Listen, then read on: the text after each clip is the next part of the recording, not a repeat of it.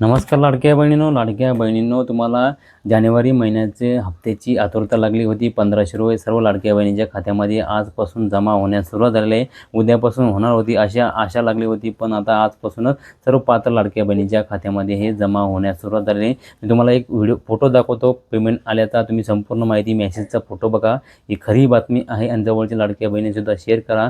एक मुद्दा म्हणजे ज्या लाडक्या बहिणीचे नोव्हेंबर डिसेंबरचा हप्ता आला नाही अशा लाडक्या बहिणींना सुद्धा पैसे मिळणार आहे। ते आता सध्या तरी आता जानेवारी महिन्याच्या ज्या पात्र लाडक्या बहिणी आहे अशा लाडक्या बहिणींनाच आता 1500 रुपये हे जमा होणे सुरू झालेले आहे।